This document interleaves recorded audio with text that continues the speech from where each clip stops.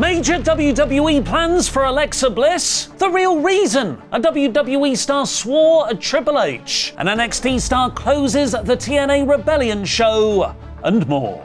I'm Ollie Davis, and this is the WrestleTalk News. Support WrestleTalk! Just like Rusev returned to WWE on Monday's Raw after Mania, the SmackDown after Mania got its own surprises. With former NXT champion Aleister Black making his return after 4 years in AEW as Malachi Black, to drop Miz with a black mass, the tag team of Nathan Frazier and Axiom after they lost their NXT tag titles to Hank and Tank at the previous week's Stand and Deliver, beating Los Garza in their main roster call-up, and the most exciting debut of them all, this guy's prosthetic leg. Partying like he's Rocket Raccoon in a prison break, Montez Ford used a fan's prosthetic limb as a weapon during the Excellent Tables, Legs and Chairs main event, which the fan himself, Lucha Big E, has since posted a video of on TikTok, which now has 1.4 million views.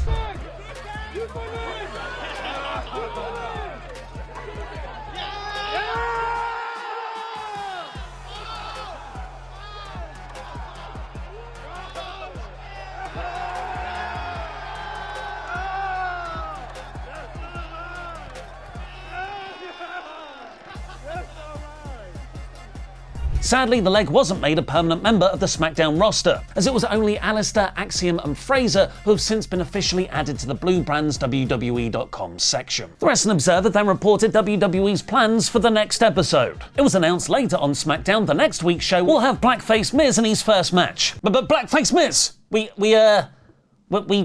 gonna bring that back? Oh right, it's Aleister Black. Face Miz. Right. Triple H wouldn't do anything like that. Credit to Reddit user ICClock2643 for pointing out that choice Dave Meltzer wording there.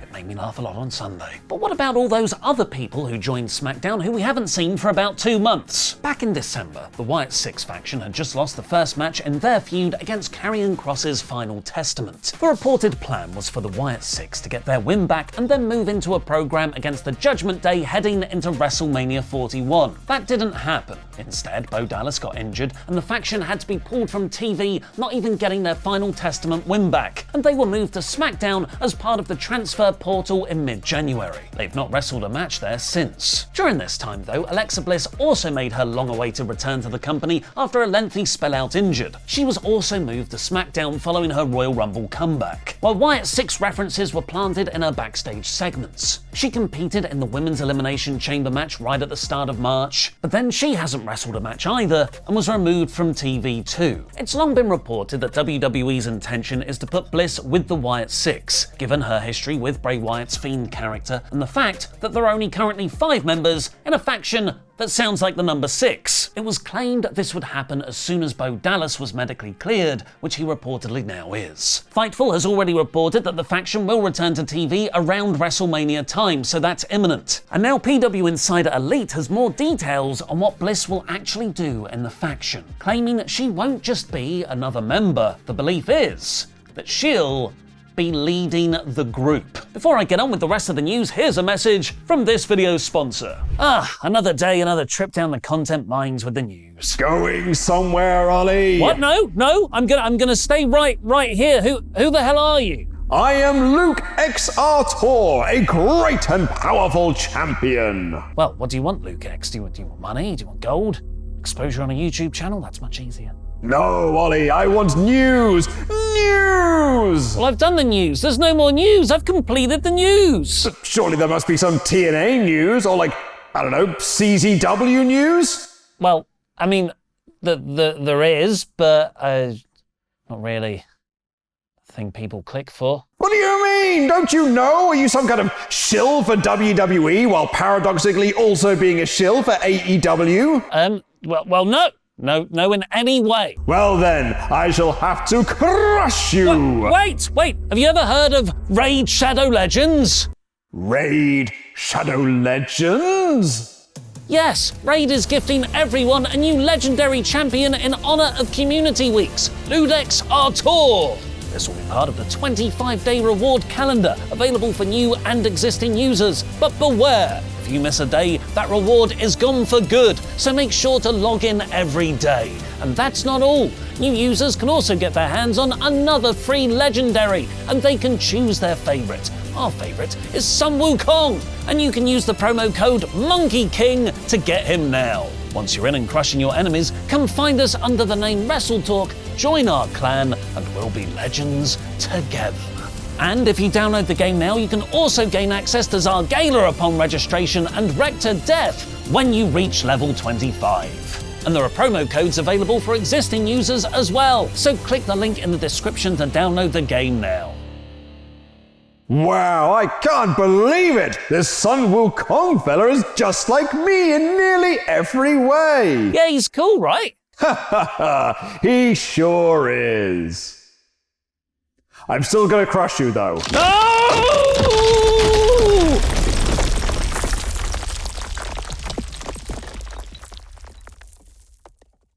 Alexa Bliss and the Wyatt Sicks aren't the only wrestlers WWE apparently have big post-WrestleMania season plans for, as one of the most underrated guys from the last year might finally be getting his due. Even though his faction kind of won that feud with the Wyatt Sicks back in December, Karrion Kross found his group disbanded just the following month. Despite half a year of great character work, influencing the heel turns of New Day and The Miz in subtle backstage segments, his followers of AOP and Paul Ellering were released, and The Miz was drafted away from him to SmackDown to be a racist. But Kross persisted, cutting great promos and lurking around the AJ Styles vs Logan Paul WrestleMania program. He got himself so over, he became the SmackDown Before Mania crowd's favourite to win the Andre the Giant Memorial Battle Royal. He ended up costing AJ his WrestleMania win against Logan, which led to one of the more fascinating parts of the whole weird weekend. Kross delivering a shoot promo on not being booked enough in an interview with Sam Roberts on a WrestleMania post-show, which he closed by calling out Triple H in all but name. Become undeniable, my ass.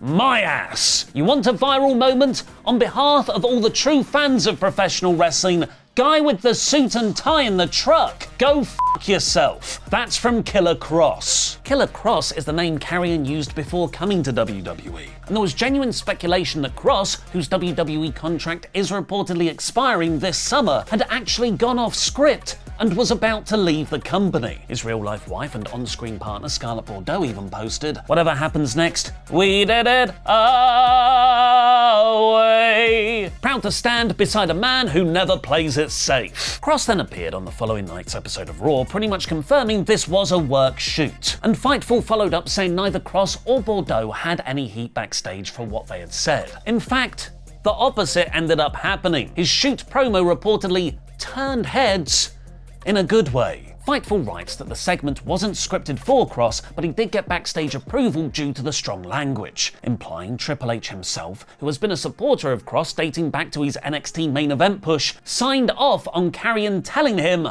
to go F himself, so he could gain some storyline traction. And it worked, as it wasn't just the higher-ups and us fans that were impressed, the locker room loved it too. Numerous WWE wrestlers told Fightful that they reached out to Kross both to check on him and to thank him from cutting the promo and doing it in a way that could work in his character and outside of wrestling. WrestleVotes have now added that Kross will be getting extended opportunities on WWE TV, which I'm guessing is a really weird way to say more TV time. And there should be a bit more space opening up on Raw at the moment, as former World Heavyweight Champion Gunther has been written off TV. Effectively turning babyface, Gunther choked out commentator Pat McAfee on the Raw After Mania episode, and WWE kayfabe indefinitely suspended him as of Friday. Bodyslam.net is now reporting the real reason for his suspension is because Gunther had requested some time off, following a 258-day World Heavyweight title reign. Elsewhere on Raw, WrestleVotes Radio is reporting that the current plan for the Judgment Day is for Finn Balor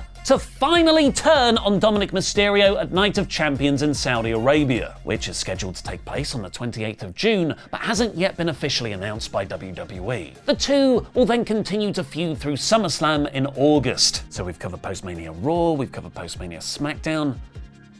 Oh yeah, I forgot about WWE's other third brand, TNA. Sunday the 27th of April saw TNA's latest TNA Rebellion, which they claimed online had sold out the Galen Center in Los Angeles. It's always tricky to know what an actual sellout is these days, as events sometimes just put on a portion of the total capacity and claim selling all of those is a sellout. But if TNA did have the full 7,000 seats for that venue, it would be an all-time record for the company. As cynical as I am about Randy Orton beating TNA World Champion Joe Hendry in 3 minutes at WrestleMania, or how I think long-term WWE will suck TNA dry, right now, in the short to medium term, it's making TNA far more popular than they would be otherwise. A big portion of this is the NXT crossover, which effectively closed the show. After Joe Hendry retained his title against Frankie Kazarian and NXT's Ethan Page in the main event, NXT's Trick Williams attacked him from out of nowhere, solidifying the heel turn he's been building on weekly TV. Grabbed the TNA title and dropped it on Hendry, presumably setting up an interpromotional match between them. Shawn Michaels later posted an open invitation to Hendry to settle his issues with Williams on Tuesday's episode. It likely means Trick's long-awaited main roster call-up is going to be even more long-awaited, where he can now experiment with how to work heel in developmental. Elsewhere on Rebellion, NXT's Fatal Influence won their trios match. Moose retained his X Division title in a crazy Ultimate X match where somehow nobody caught Leon Slater's Swanton 450 off the top of the trussing. Masha Slamovich retained against Tessa Blanchard. The Nemeth brothers won the tag team titles from the Hardys, and showing that a release from WWE is now just a draft to a different WWE affiliated brand, former NXT Women's Champion Indy Hartwell announced she's crossed the line to sign with TNA. It's a very interesting time for the global wrestling industry. WWE isn't just affiliated with TNA, it has outright bought the Mexican promotion AAA, where Conan, who works there, has recently said, "Our problem in AAA isn't our talent, isn't our booking, it's that we didn't have any money." So, for example, they said in WWE that if you put all our TVs together for 1 year, it's not as much as they spend on one TV in the United States. Our show will look a lot better, and we're going to be able to work with their talent, not just NXT talent. And now with money, you'll see what we can do. It's a not-so-veiled threat at AAA's longtime rival promotion CMLL, who themselves have a working relationship with AEW, in a kind of Mexican proxy war between them and WWE. Perhaps in reply, CMLL held their 69th, nice, anniversary show last night in Arena Mexico in Mexico City, which opened with what felt like a message to the new WWE AAA threat. A video that says, as long as Arena Mexico exists, Lucha Libre will never die. Now click the video on screen for me and Luke trying to fantasy book WrestleMania 42 a whole year in advance.